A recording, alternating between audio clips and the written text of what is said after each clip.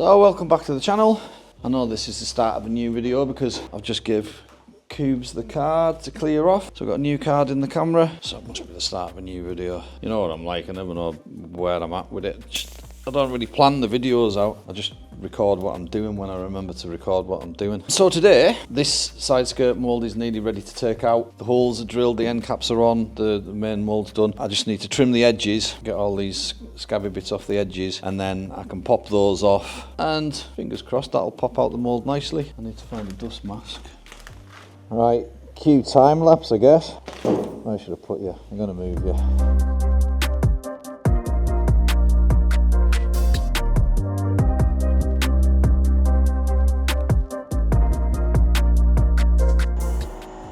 Go and have a look at what Jonathan's doing, I can hear him. So, Jonathan's been making, this is the second one we've done, isn't it? Like one of these brackets. So, this is the first copy of the original, and you've made a jig for that, haven't you? So we've got a jig now so we can keep on reproducing those parts. Those are the bits where the adjustable, like height adjusters go.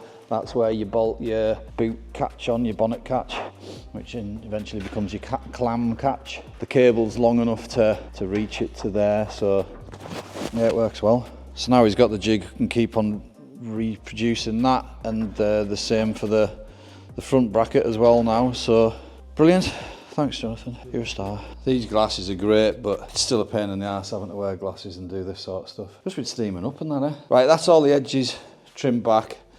So now I need to pop these ends off, then I can take the rest of the part out of the mould. I've got some wedges here. I need to find me hammer. So you see there, needs a bit clean up, but that's the section of the actual mould that forms the piece. These are just run-off saw the face where you bolt it together.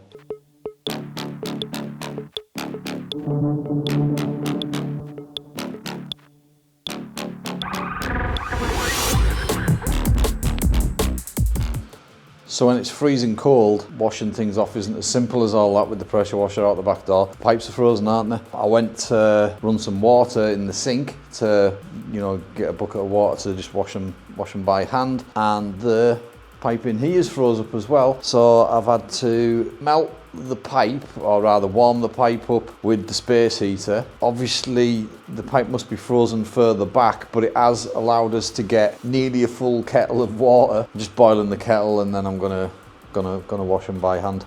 Maybe make a brew at the same time. So while you were away, cleaned up the moulds, bolted them together, put the plasticine in all the seams, and now I'm giving it a coat of PVA. Make sure you get it into all the nooks and crannies. Next layers of fiberglass. It was just a little bit dry there, it needs chopped off really, but it would have bonded with that piece. And the PVA does leave brush marks and what have you in the surface of the part, but this is getting primed anyway, so and painted, so it doesn't make any difference. To get to that gel coat finish that everybody seems to want, you definitely need to use wax. But like I say, these both of these side skirts are getting painted, so it really doesn't matter. Really tight those corners, difficult to fiberglass into as well, so I have to be extra careful there. Yeah, like if I was to use a wax at the minute, because it's so cold, I think I've spent 75 quid in the last week just on diesel, keeping the place warm enough for resin to go off. 3-4 coats of wax, you'd certainly have to give it a bit of encouragement with some heat to go off. That would just take forever. Time must be rocking on. I don't know what time it is, but I'm getting hungry. So that's me done for the day. That's those. I'll just let them dry naturally. Won't bother putting any heat on. I'm gonna go home, get something to eat. Yeah, so I think I'm tattooing tomorrow. Yeah, I think I'm tattooing tomorrow, but I haven't checked my diary yet, so I've still got no flipping internet signal out here. And I can't be bothered to go over to Jonathan's, so I'm just sort of packing up now. But yeah, I think it's -6, -7 or something outside. It's Baltic. Yeah, now what else to show you really. I sat the roof back on the car. Oh, this is now under removal of engine. Still not out yet, like, but, and then this ugly thing, need to get onto that. I know it's about making it go faster, but I'm gonna have to do something to make that look a bit better, because maybe a big engine cover, or maybe just a big old engine cover right the way across there. This camera's knackered, the gimbal keeps on going on the piss. Right, I'm gone anyway. Oh, falling over stuff. Welcome back to the channel. We're now on Monday. I've been in over the weekend and not recording much, but show you what we've got done. So this is now 2 skirts out of the moulds. So you see like the bits of PVA still on it in there. They need washed and they need trimmed and they need the edges done. When we speak about sorting out the edges, this is what we're talking about. This is how it comes out of the mould. There's a little lip. You might have a little bit of tidying up on the corners to do, a little bit of sanding. You just need to sand that off very carefully so that you don't go through the gel coat into the fiberglass. And you just round that off, and then obviously like you're getting it ready for paint. Same here, there's a little seam along there. It's tiny, it's not very big. Some places it'll be bigger than others. So if I was to do that on all of the kit parts, it would put probably another day on the build of the kit. And if that's just to get it sanded down and ready for primer. So if I'm putting another day into making the kit, then the kit's going to be another day expensive. It's going to cost another day more, you know. And again here as well, so I've drawn the line roughly where that goes, but you can see where the edge of the panel is, yeah. And you can see where my line is. It's not quite on the panel, is it? Now that's where I'm going to cut it. So see that little bit in there, right? If I'm going to spend time going right up to that edge, cutting it super neat, and then sanding that edge down so that that's a nice edge, again, it's more time. So I'll be trimming these, and then it's your job to tidy up that edge. You'll have an edge in there. I'll trim it pretty close, but I'm not trimming it all the way. Obviously there's like loads of plasticine stuck to it and that. The lip is tiny, you can see it pretty well there, look. It varies. Got a little bit of damage there. Now something like that, there's a little bit of damage on the kit. I'm going to repair that before I would send it out. Any issues with it, I will repair. But you can imagine how long it would take to do every seam. Look at the bonnet. You're going to have a seam right away around the edge. You're going to have a seam there, a seam round there, and a seam up the middle. Those all need sanded and levelled, and right down through the different grades of sandpaper. So that's why I'm saying that's like not part of what I'm going to be doing. If you want me to do it, I can do it, but let's just say I'm cutting super close to that and I cut a little bit too far. Now I've got a repair to do as well. You know, that's going to be in your hands. When you buy an Airfix kit, you know, like a little model aeroplane or something like that, you've got to trim all the mould parts off, and you've got to sand them and make them nice, and that's how kits go. And if you don't do it, then your kit looks shit, and it's down to you, because you're the one that finished it. You're the one that, you know, done the last work on it. So like I say, if you did that with an Airfix kit, it would look crap. So you've got to do it, and this is the same. It's a kit. If it was a turnkey built car, then it's completely different. Or if it was a kit that you know, like I say, I could send it out all done, but it's at least a day's worth of work, if not more. So unless you want the price of the kit to go up, then you'll have some edges to sand. So I'm going to trim this back now, and then the edges will need sanded a little bit. And we can try it on the car as well, see what it's sitting like. Super light now, very little weight in them.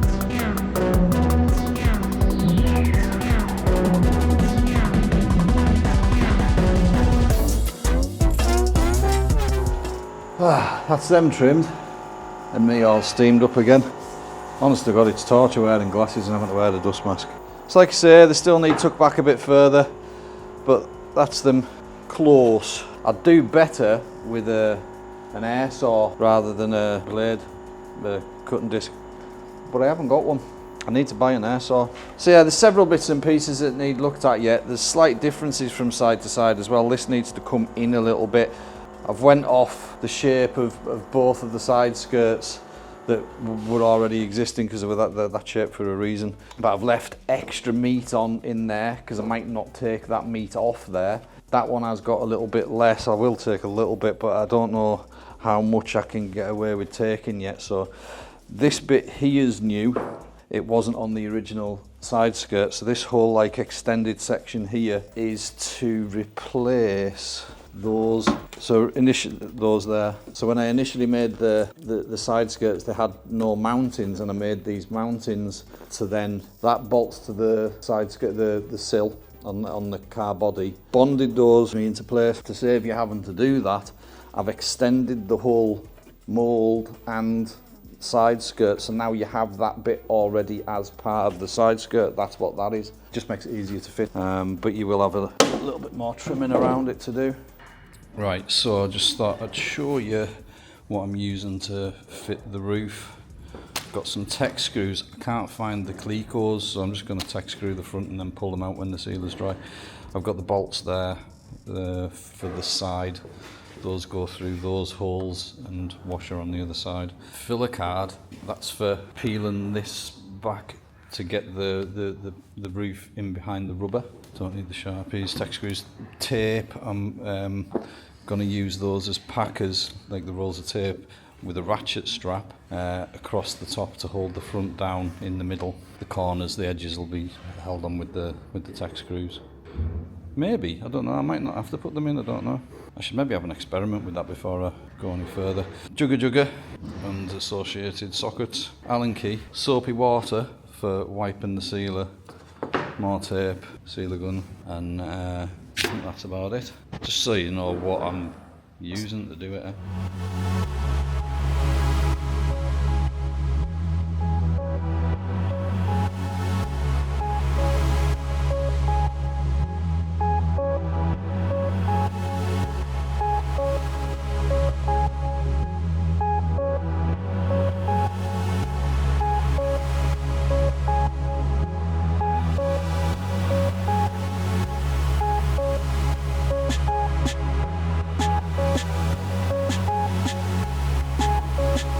Just give you a closer look at that so you see what sort of finish it gets.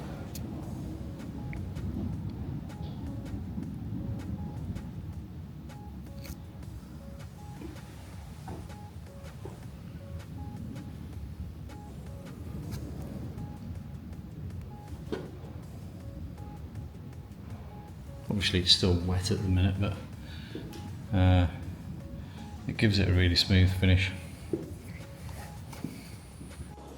Round at Jonathan's, and he seems to be the gearbox. What are you up to?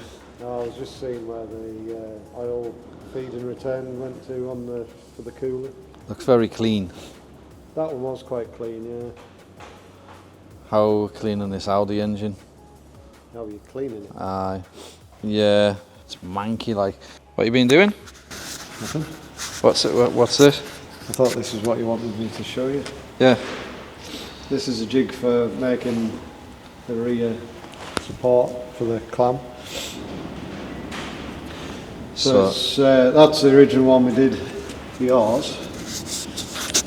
Which again we've made some slight changes to, because that was too close to that bolt, so you had to. Yeah, I've moved that up basically. So this is shorter. The bend's still the same, but this is shorter. Yeah.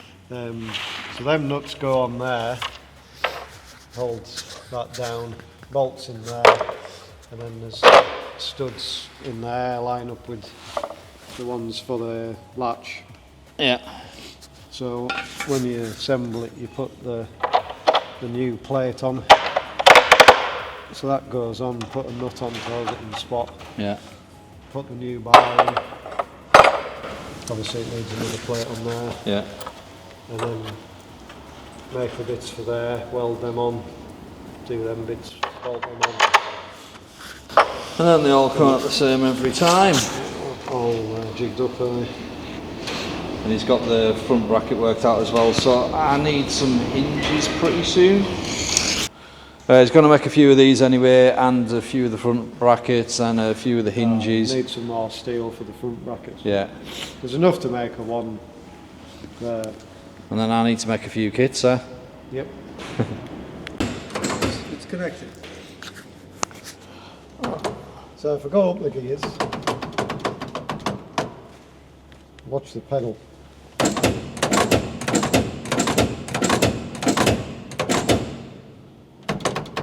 They actually like blips, so that can you? Yeah.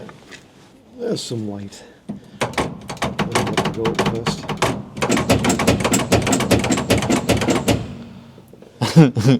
So that's blipping the throttle That's blipping the throttle. So it now does on downshifts. an output to blip throttle on a solenoid or whatever, and then it does an output to the ECU to do cut as well.